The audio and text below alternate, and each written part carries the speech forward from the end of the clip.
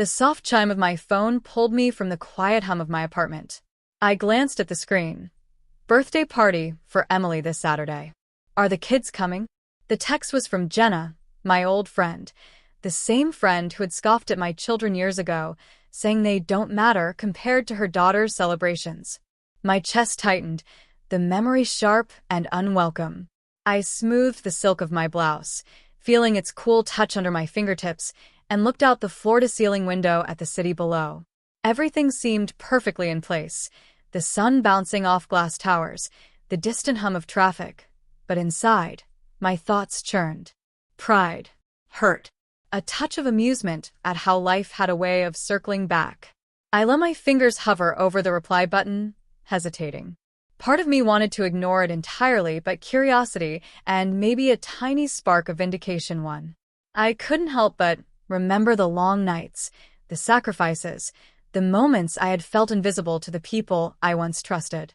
And yet here I was quietly thriving, keeping my world intact, my children safe, my successes under the radar. The faint aroma of freshly brewed coffee mingled with the city air slipping through the cracked window. I could hear the soft rustle of my kids' laughter in the other room, the kind of sound that no words of dismissal could ever erase. This was my life now, beautiful, complicated, and completely mine. I typed a simple, polite reply. But deep down, I knew that when Saturday came, the story was going to be very different from what anyone expected.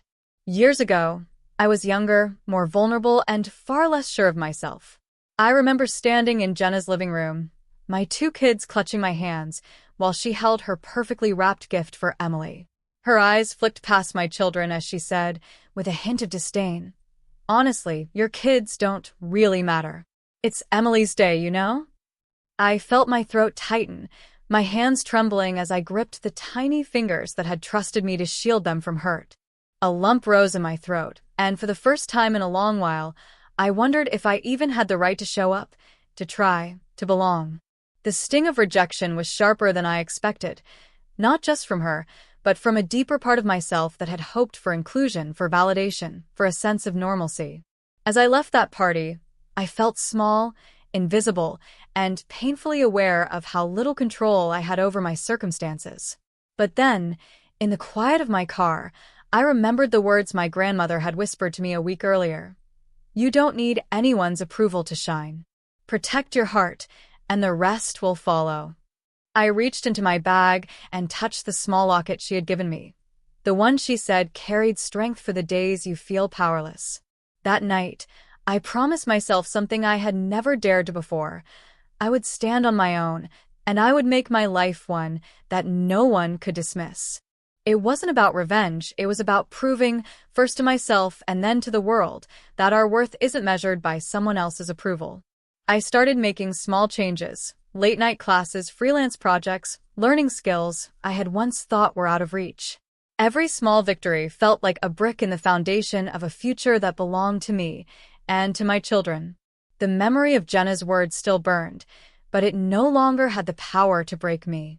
It had become fuel, a reminder that the people who doubted me, who overlooked my children, were not the ones defining our story. I held onto my grandmother's locket tightly, letting its weight anchor me, guiding me toward the independence I was determined to claim. After that night, I threw myself into building a life that would leave no room for doubt. I signed up for online courses, spent late nights learning marketing and design, and slowly built a small network of supportive colleagues who saw my potential when no one else did. Among them was Claire, a seasoned entrepreneur who had a reputation for spotting talent in unlikely places. She became my mentor, guiding me through the twists and turns of launching my own small business. It wasn't easy. There were nights when I stared at my laptop, eyelids heavy, wondering if I had bitten off more than I could chew. There were moments when my children needed me, and I had to balance homework, meals, and bedtime stories with contracts, deadlines, and learning curves. I doubted myself more times than I cared to admit. But each tiny win, my first client, the first profitable project, the first time I realized my ideas had real value, was a spark that kept me moving forward. I learned to hide my growing success from the people who had doubted me. Social media updates were modest. Phone calls home were brief. I wanted the satisfaction of achieving something for myself and my kids, not for applause or recognition from those who had belittled us. Yet even in secrecy, there was an undercurrent of pride, a quiet satisfaction that perhaps someday the world would see that our worth had never been diminished by someone else's words.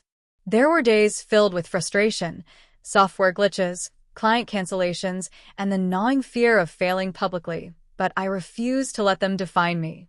I kept my grandmother's locket close, a constant reminder of resilience, and every evening I looked at my children's sleeping faces and knew exactly why I was doing this. Their future, their sense of security and self-worth, was worth every sleepless night and every hurdle. Slowly, my small business began to thrive. Contracts expanded, word-of-mouth referrals grew, and I found myself stepping into rooms I had once only dreamed of entering. The woman I had been, the one who left parties feeling invisible, was transforming. I had learned not just to survive, but to excel quietly, deliberately, and unapologetically. By the time Jenna sent that text about Emily's birthday, I was no longer the woman she had dismissed. I had built a life of independence, confidence, and financial stability, all without needing to prove anything to anyone. My children's laughter filled my home. Our days were full, and the foundation I had created was unshakable. And yet, a part of me could not resist wondering, what would happen when she finally saw the woman I had become? Saturday arrived, and with it, the anticipation that had been quietly building in the back of my mind for weeks. I chose my outfit carefully, not to impress, but to reflect the woman I had become, tailored, confident, and at ease in my own skin. My kids buzzed around me, laughing, their excitement contagious. For them, birthdays were magic. For me, today held the promise of something far more significant, a chance to show, without saying a word, how far we had come. Jenna greeted us at her front door with her usual overdone cheer, but there was a flicker of surprise in her eyes when she took in my appearance. Gone was the slightly flustered, uncertain woman she remembered. In my place stood someone polished, composed, and undeniably self-assured. She gestured to the living room, which was filled with balloons and streamers, expecting perhaps the awkward, polite presence of the mother she had once dismissed. I followed her inside, letting my children run ahead to join Emily and her friends. The house smelled faintly of vanilla and cake, but my attention remained on Jenna. I allowed a small, knowing smile to cross my lips as I took in the space around me, my eyes landing on the subtle details of her home that betrayed her reliance on others for success, luxury items without personal effort, trophies for show rather than substance. Then came the moment I had been waiting for. Jenna, in her usual tone, asked, "So, how's everything going for you these days?" I paused, letting the question hang in the air like a delicate chord before striking it with the truth. "I'm actually running my own design firm now," I said casually, letting the words settle. "We've been expanding, just signed 3 major clients this month, and the team is growing. My kids and we've been doing really well." Her eyes widened. She blinked, stammered, and for the first time, I saw a flicker of uncertainty in her confident facade. "You what?" she whispered, clearly struggling to process the reality before her. I smiled, feeling the surge of quiet satisfaction that comes from achieving something no one expected. "Yes," I continued, letting my gaze sweep across the room.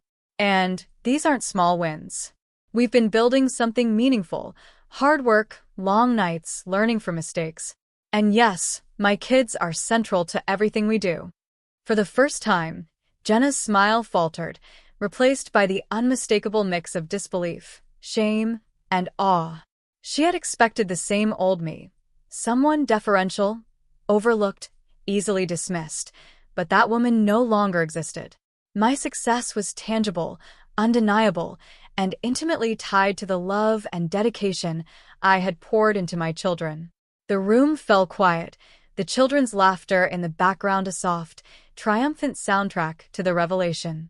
I didn't need to raise my voice or demand recognition. In that pause, in the stunned silence, the message was clear. We were not invisible, we were not insignificant, and our worth had never been defined by someone else's opinion. The room still hummed with tension, Jenna's eyes darting between me and my children, clearly trying to process everything. I took a deep breath, feeling the weight of years of struggle and triumph settle into calm authority. Today wasn't about gloating. It was about setting the record straight and establishing boundaries that had been ignored for far too long. "I want to be clear," I said softly but firmly, letting every word carry weight. "We're happy to celebrate Emily's birthday, but things are going to be different from now on. My kids are not optional, and our time, effort, and respect are not up for debate. If we're going to be part of your life, it has to be with honesty and consideration." Jenna's lips parted, a hesitant, guilty sound escaping her as she nodded slightly.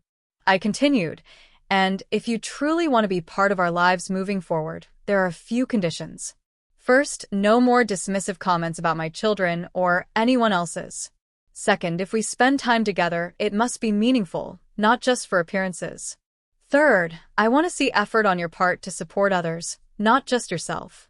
We all deserve growth, compassion, and respect." There was a pause as she absorbed my words. I could see the initial resistance soften as understanding began to seep in, though I didn't expect overnight perfection. Change takes time, but intention is the first step.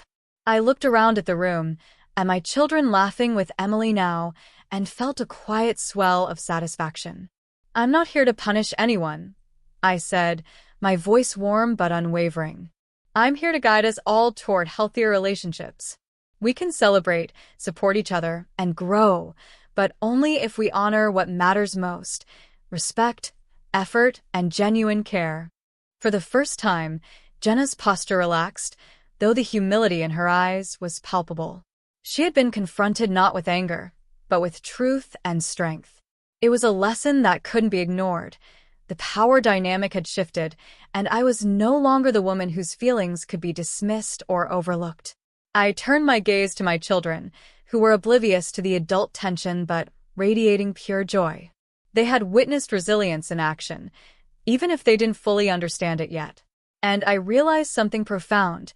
The conditions I set weren't just rules for others. They were affirmations of our worth, our dignity, and the life we had worked so hard to build. By the time the party ended, something had shifted. Jenna approached me quietly, her eyes no longer filled with judgment, but with tentative respect. I didn't realize," she murmured. "I'm sorry for how I treated you and your kids all those years." I smiled, a soft, genuine curve of my lips. "Apologies are a start, but actions matter more. We all get a chance to change, to grow. That's what I hope for, not just for you, but for all of us." Watching my children run to the car, their laughter echoing in the driveway, I felt a profound sense of closure.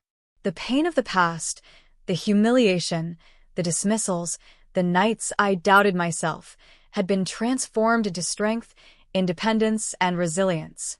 I had not only built a successful life, but also created an environment where my children felt cherished, seen, and empowered. I touched the locket my grandmother had given me so many years ago, its weight a familiar anchor. It reminded me of the journey, the lonely nights of study, the small victories that went unnoticed, and the unwavering belief that I could define my own worth. Every challenge had shaped me into the woman standing here now, unshakable, unapologetic, and deeply proud. And as I looked back at Jenna and at the subtle ways she was beginning to change, I realized something important. Power isn't about proving someone wrong. It's about proving to yourself that you are enough, that your love, your efforts, and your values matter.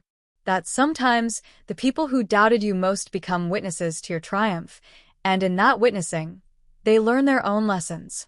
We left the party that day with laughter, shared stories, and a new understanding. The bonds between us were tentative but real, founded not on old expectations but on the respect and effort we now chose to give each other. And in that quiet, victorious moment, I knew the past could no longer hold sway over my present or future.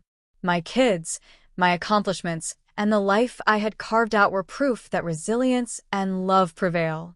And as I tucked my children into bed that night, I whispered softly, We did it, and no one can ever take this from us. Bottom of form.